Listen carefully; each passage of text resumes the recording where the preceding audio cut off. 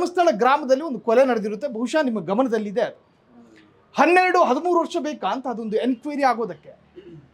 2012ರಲ್ಲಿ ನಾನು ಆ ಧರ್ಮಸ್ಥಳ ಭಾಗ, ಬೆಳ್ತಂಗಡಿಗೆ ಆ ಭಾಗದಲ್ಲಿ ಫಸ್ಟ್ ಟೈಮ್ ಸೌಜನ್ಯ ಪ್ರಕರಣಕ್ಕಿಂತ ಮುಂಚೆ 6 ತಿಂಗಳು ಮುಂಚೆ ಹೋಗಿದೆ, 6-7-8 ತಿಂಗಳ ಮುಂಚೆ. ಆವಾಗ ಎಂಡೋಸಲ್ಫನ್ ಅಂತ ಒಂದು ಹೋರಾಟ ನಾನು ಎತ್ಕೊಂಡಿದ್ದೆ. ಆ ಹೋರಾಟ ಅಂದರೆ ಈ ಕೀಟನಾಶಕದ ವಿರುದ್ಧ ದೊಡ್ಡ ಪ್ರಮಾಣದ ಒಂದು ಸಮಸ್ಯೆ ಆಗಿದೆ, ಅಲ್ಲಿ ಅನೇಕ ಒಂದು ಡಿಫಾರ್ಮಿಟೀಸ್ ಸಮಸ್ಯೆ ಆಗಿ ಆ ಹೋರಾಟ ಮಾಡಿ 90 ಕೋಟಿ ನಾವು ಸ್ಯಾಂಕ್ಷನ್ ಮಾಡಿಸಿದ್ವಿ. ಆದರೆ ಆ ಹೋರಾಟ ಹೋಗಿದ್ದ ಸಂದರ್ಭದಲ್ಲಿ ಅದು ಸೌಜನ್ಯಕ್ಕಿಂತ ಮುಂಚೆ ಭಾಳ ಜನ ಮಾತಾಡೋರು, ಇಲ್ಲಿ ಎಷ್ಟು 100 ಜನ ಹೆಂಗಸರಿಗೆ ಅತ್ಯಾಚಾರ ಆಗಿದೆ, ಎಷ್ಟೋ ರೇಪ್ ಆ್ಯಂಡ್ ಮರ್ಡರ್ಗಳಾಗಿದೆ, ಎಲ್ಲ ಮುಚ್ಚಾಕ್ತಾ ಇದ್ದಾರೆ.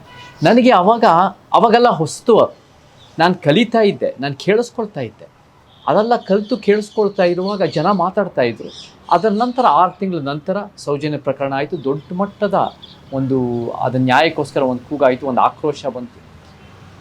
ನನಗೆ ಮಾಹಿತಿ ಬಂದಿರೋ ಪ್ರಕಾರ ಸಾಹಿಲ್ ಗೆಳೆಯ, ಆ ಒಂದು ಸೌಜನ್ಯ ಪ್ರಕರಣ ಸಂಬಂಧಪಟ್ಟಂಗೆ 346 ಅಸಹಜ ಸಾವುಗಳು ನಡೆದಿದೆ ಬೆಳ್ತಂಗಡಿನಲ್ಲಿ ಆ ಒಂದು ಟೈಮ್ ಸ್ಪ್ಯಾನ್ನಲ್ಲಿ. ಸೌಜನ್ಯ ಪ್ರಕರಣದ ನಂತರ ಆಕ್ರೋಶ ಬಂದು ದೊಡ್ಡ ಪ್ರಮಾಣದಲ್ಲಿ ಎಲ್ಲರೂ ಕೂಡ ನಮಗೆ ನ್ಯಾಯ ಬೇಕು, ಈ ಥರ ಅನ್ಯಾಯಗಳನ್ನು ನಿಲ್ಲಿಸಬೇಕು, ಯಾರ್ಯಾರು ಮಾಡ್ತಾ ಇದ್ರೆ ಪತ್ತೆ ಹಚ್ಚಬೇಕು ಅಂತ ಜನಾಕ್ರೋಶ ಬಂದಾದಮೇಲೆ ಒಂದು ಅಸಹಜ ಸಾವು ಆಗಿಲ್ಲ ಅಂತ ನನಗೆ ಕೆಲವರು ಮಾಧ್ಯಮದವರು ನನಗೆ ಹೇಳಿದ್ದಾರೆ. ಸೊ ಇವಾಗ ಏನಾಗತ್ತೆ ಅಂದರೆ, ಯಾವುದೇ ವಿಚಾರ ಅದನ್ನು ಬೆಳಕು ಹಾಕಿದಾಗ, ಅದರ ಸಮಸ್ಯೆ ನಾವು ಗುರುತಿಸಿದಾಗ ಅದನ್ನು ಸರಿಪಡಿಸ್ಬೋದು.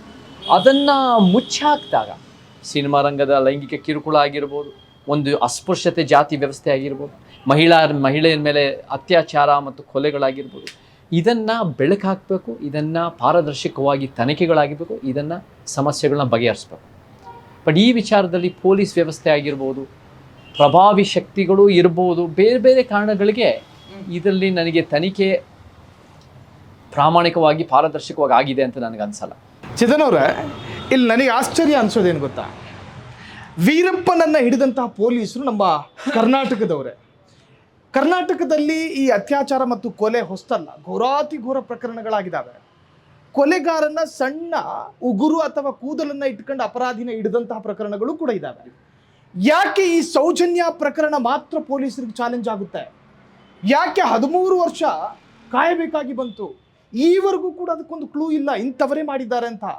ಇವಾಗ ಮೀಡಿಯಾ ರಿಪೋರ್ಟ್ಸ್ ಪ್ರಕಾರ ನಾನು ಕೂಡ ನೋಡ್ತಾ ಇದ್ದೀನಿ, ಇವಾಗ ಅಷ್ಟೇ ಅಲ್ಲ, 4-5 ವರ್ಷಗಳಿಂದ ಅನೇಕ ನಿಮ್ಮಂಥ ಡಿಜಿಟಲ್ ಮೀಡಿಯಾಗಳು, ಒಂದು ಪರ್ಯಾಯ ಮಾಧ್ಯಮಗಳು ಮಾಡಿರೋ ತೋರಿಸೋ ವಿಚಾರಗಳು, ಪೊಲೀಸ್ ಇನ್ಕಾಂಪಿಟೆನ್ಸ್, ಮಿಸ್ಹ್ಯಾಂಡ್ಲಿಂಗ್, ಪೊಲೀಸಿನ ಫೇಲಿಯರ್, ವೈಫಲ್ಯದಿಂದ ಈ ಒಂದು ಸೌಜನ್ಯ ಪ್ರಕರಣಕ್ಕೆ ನ್ಯಾಯ ಸಿಗದೇ ಇರೋದು ಭಾಳ ಮುಖ್ಯವಾದ ಕಾರಣ.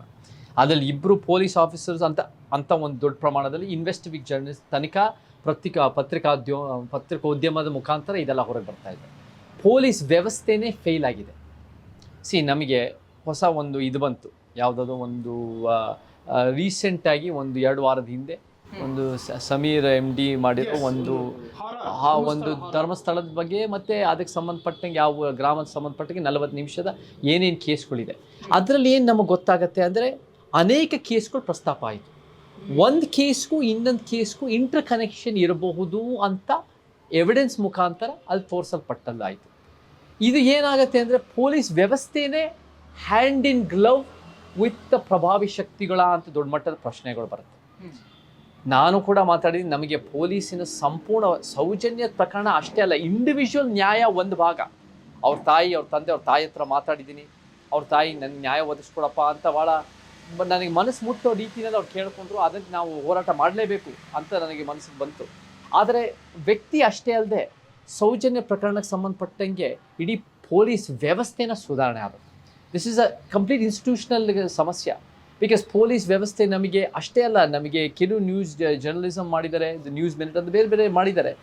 ಒಂದಕ್ಕೊಂದು ಈ ರೇಪ್ ಆ್ಯಂಡ್ ಮರ್ಡರ್ ವಿಚಾರಗಳಿದ್ದಾಗ, ಪ್ರಭಾವಿ ಗಂಡಸರಿದ್ದಾಗ, ಎಷ್ಟೋ ಒಂದು ರೀತಿ ಪೊಲಿಟಿಕಲ್ ಪವರ್ ಇದ್ದಾಗ, ಹಣಬಲ ಇದ್ದಾಗ ಈ ಕೇಸ್ಗಳು ಮುಚ್ಚಾಕೋ ಸಾಧ್ಯತೆಗಳು ಭಾಳ ಜಾಸ್ತಿ ಆಗಿದೆ.